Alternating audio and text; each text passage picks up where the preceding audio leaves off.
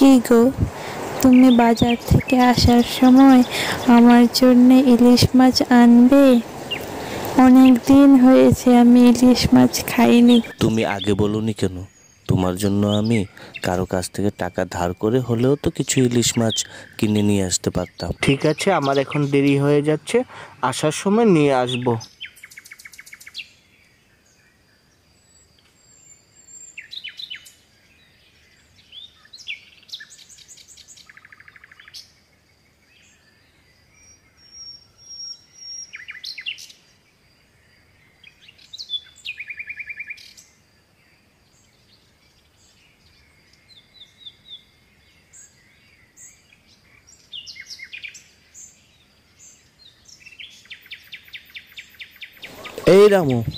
এই রামু, শুনছিস নাকি?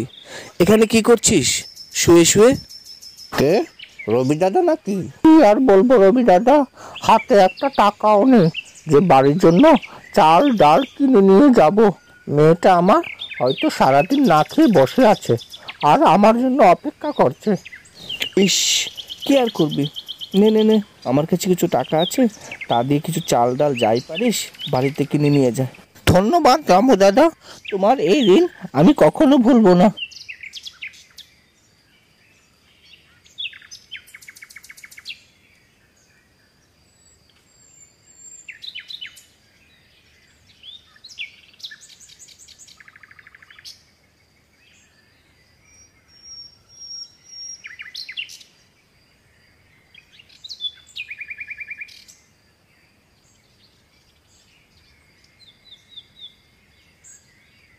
নেপাল, এই নেপাল, নেপাল, এই নেপাল।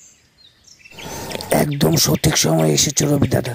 নাও নাও, দুটো ইলিশ মাছ আছে, নিয়ে নাও। আমার প্রচণ্ড ঘুম পাচ্ছে, এই দুটো মাছ নিয়ে নিলে আমি তাড়াতাড়ি বাড়িতে গিয়ে ঘুমিয়ে পড়বো। না হে রামু, আজ মাছ নিতে পারবো না। এই যে সবজিগুলি দেখা যাচ্ছে না, এগুলি থেকে কিছু কিছু আমায় দিয়ে দে। ঠিক আছে, তোমার যা ইচ্ছা।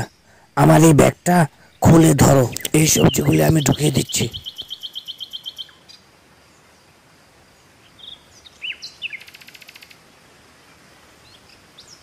ঠিক আছে রামু, তাহলে আমি আসছি, তাড়াতাড়ি বাড়ি ফিরতে হবে, সন্ধ্যা হয়েও আসছে আবার।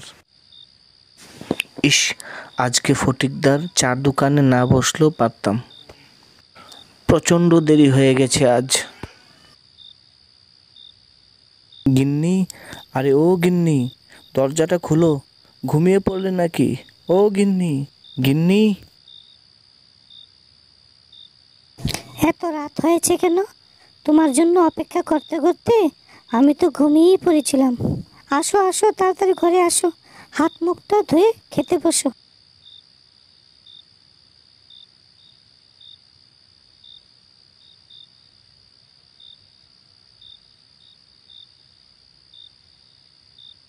আজ কি বাজারে ইলিশ মাছ ওঠেনি?